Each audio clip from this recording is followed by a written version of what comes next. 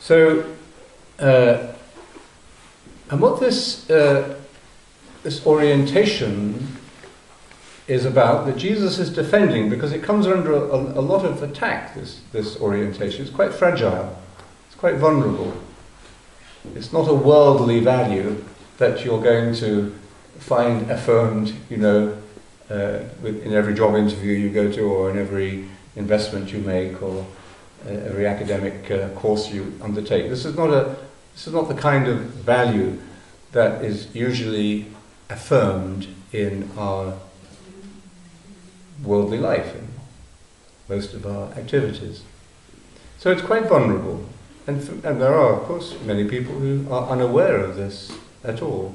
They've been brought up in homes or in societies or on the streets where there is no conception of this dimension of the human person.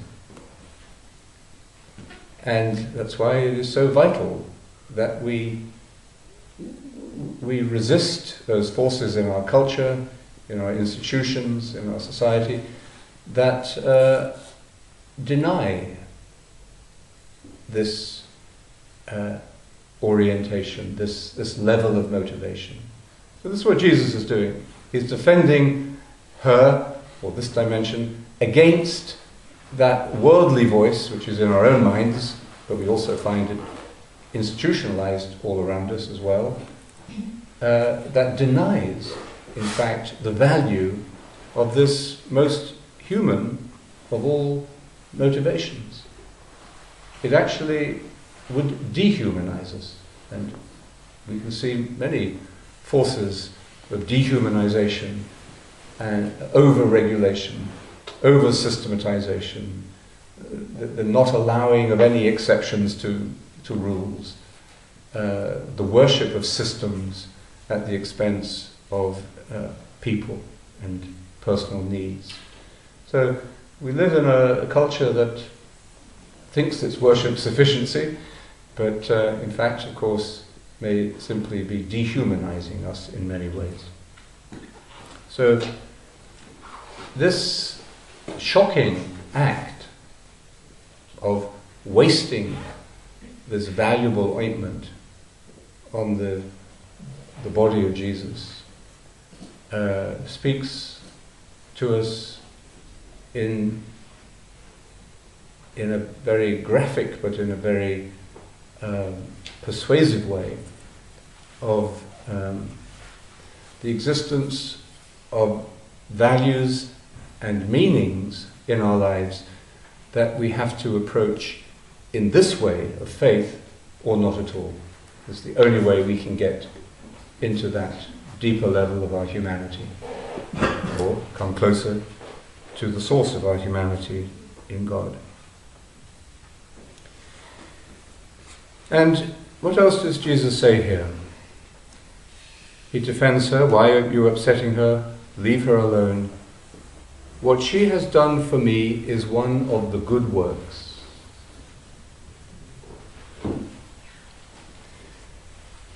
Many people, when they do good works, say, which they're not getting paid for, voluntary activities or something like that, do so with one eye on their CV, and they will think to themselves, well, I'll do this good work, I believe in the cause, it makes me feel good to do this, and I can always put it on my CV, other interests or voluntary activities, that looks good. Well, it isn't such a good work. It's still good work, but it's not such a good work in terms of the influence of what you are doing as a transformative activity in your life, if you do it with one eye on its egotistical value for yourself. But clearly Mary here, if it is Mary, is doing a good work that Jesus thinks is worthy of the name good. It's altruistic. It is not looking for reward or for recognition. It is good in itself. It is done for the other person entirely, not for what you may get out of it. And this again is entirely the orientation of our meditation.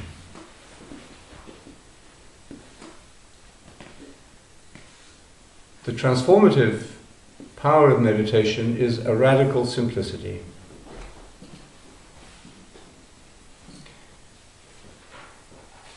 There may be a cost we pay for this radical simplicity. There may be suffering involved, as in the radical simplicity of the cross. And death is a great simplification.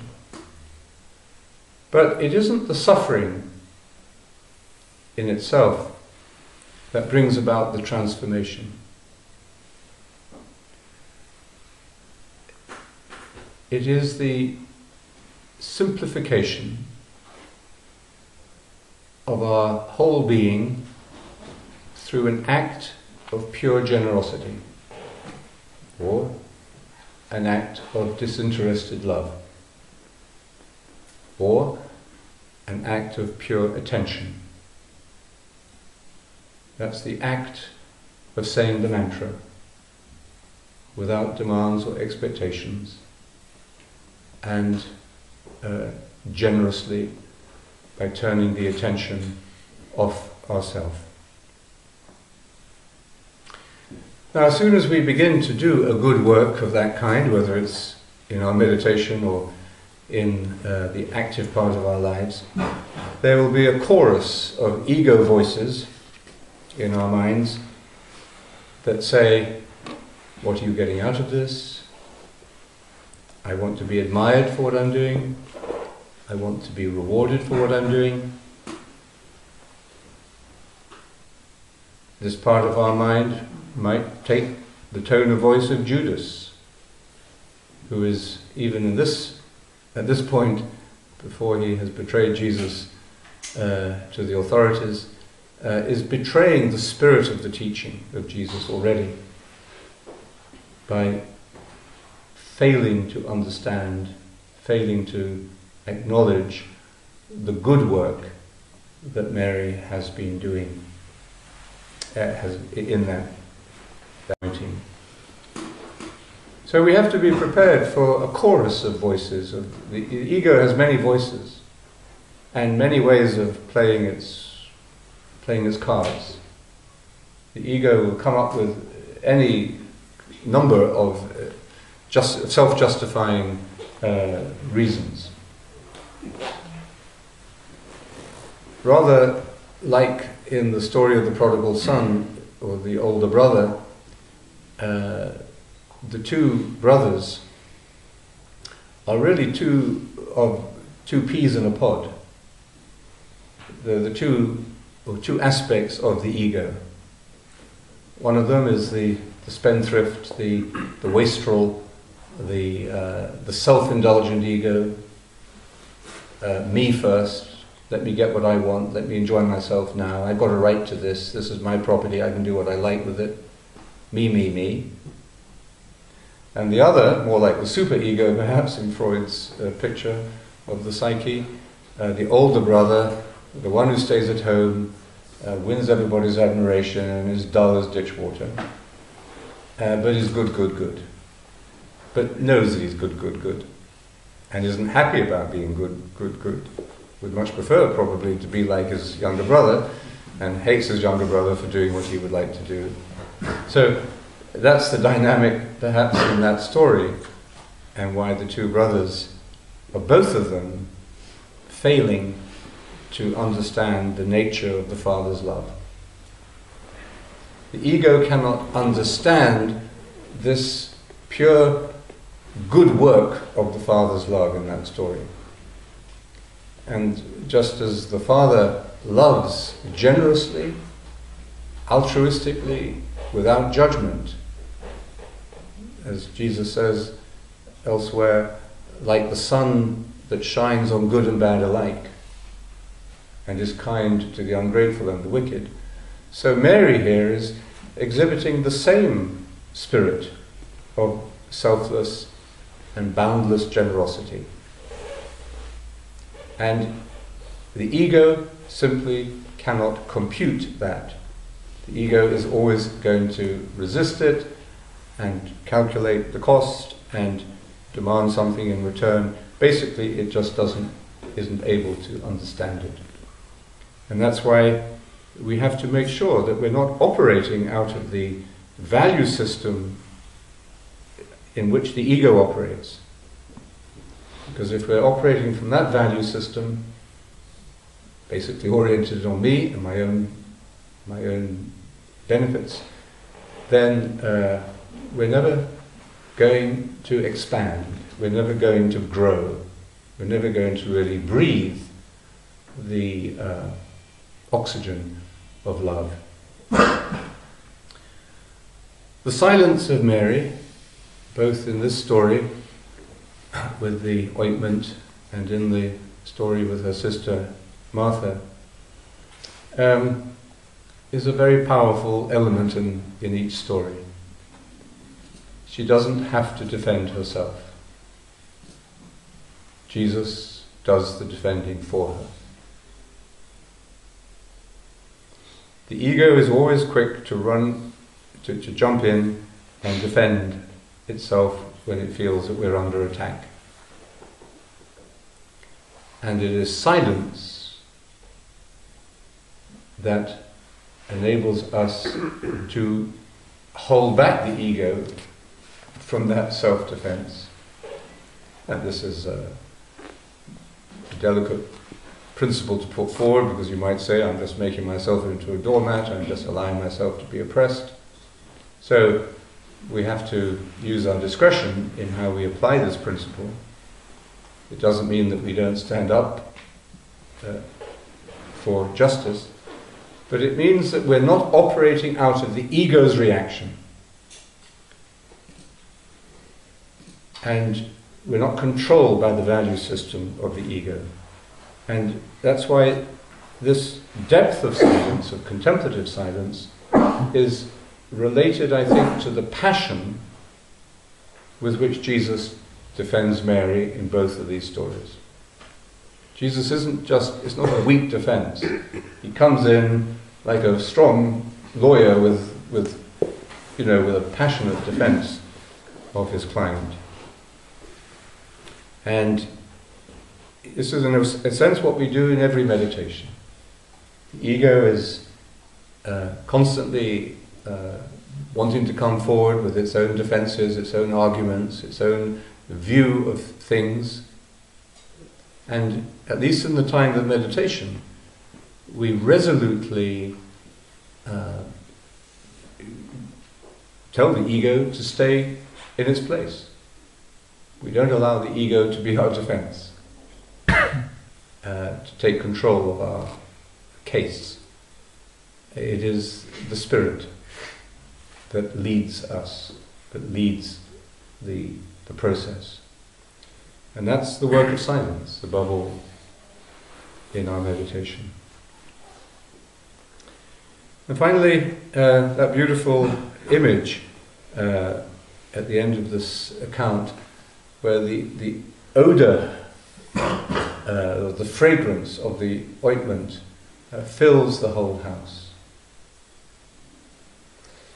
See, say that she took the seal off the jar and poured the ointment probably out of quite a small hole in the jar, this alabaster jar, which was the Greek form of Greek stone that was used to hold this particular kind of ointment. And there are many of them in our museums all over the place. So this ointment coming out of this little aperture and yet filling the whole room with this beautiful healing fragrance. Remember what the Tibetans use it for, the healing of deep-seated grief or pain. So in the same way, that very small work that we do in our meditation, that single-pointedness, the saying of the mantra, releases, first of all within the room of our self, of our mind, this healing fragrance. And the fragrance is a lovely image. It's not even a substance.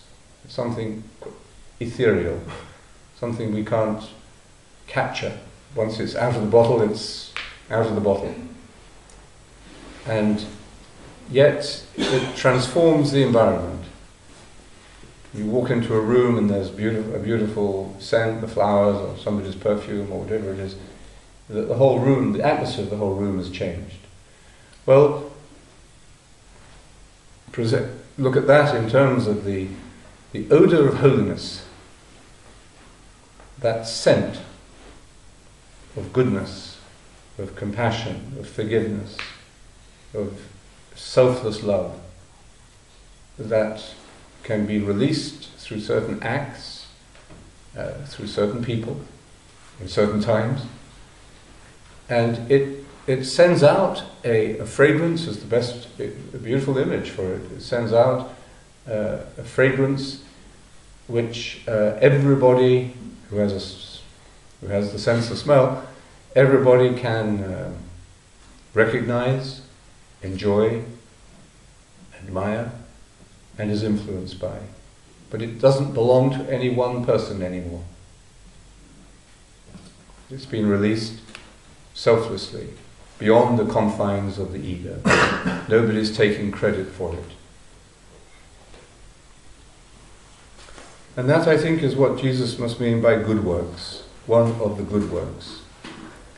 Not only the external, active good works, which we may give ourselves, give time or money to, but equally the interior good work of the contemplative practice of our meditation. Ironically, Jesus, or the evangelist here, perhaps what had happened, speaks about the memory of what Mary has done being eternalized, through the telling of the story of the gospel. That wherever the gospel is proclaimed, wherever the good news is proclaimed, what she has done will be told also in remembrance of her. Wouldn't the ego love that? It's just what the ego wants. But if the ego wants it, it never gets it. You will only, if you are concerned about it, you'll only get it by giving up wanting it. And really, in other words, transcending the whole self-centered value system, the me-centered system of the ego. And what is the purpose of remembering that good work that she did? It's not her. It's not so much to remember her, but to teach us here and now on Bere Island this evening, to teach us the meaning of goodness, of holiness, the meaning of good work. And Jesus himself, perhaps we don't even notice it in this story until we stop and think about it. He's talking, or the evangelist is, about her being remembered, not him. The telling of the good news is focused on Jesus. Jesus, however, is not focused on himself. From his deepest center, he was focused on God and the Father. And in his interactions with other people, he was focused where? On them, not on himself. That's why he is remembered. The good work really begins with this transcendence of our self-centeredness, and the more we transcend that, the more we're free of that, the more goodness we are able to recognize and to generate for the value, for the sake of others.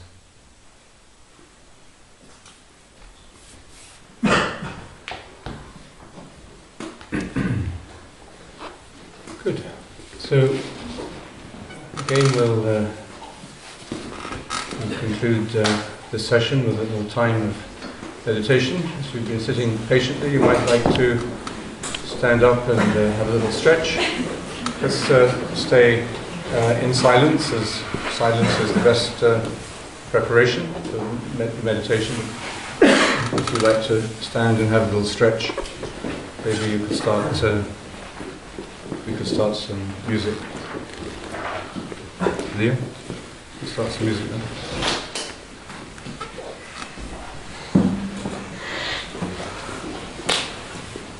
Just a word to those who are sharing different parts of the world. We were able to look at Adriano, who is masterminding the webcast for us, was able to look at all the countries that we were present with us this morning and this evening. After each of these talks, we will have a period of meditation. We won't be filming the meditation, but we'll end the webcast just as we move into the meditation. So if you are able to and would like to join us, meditate with us wherever you are after this session.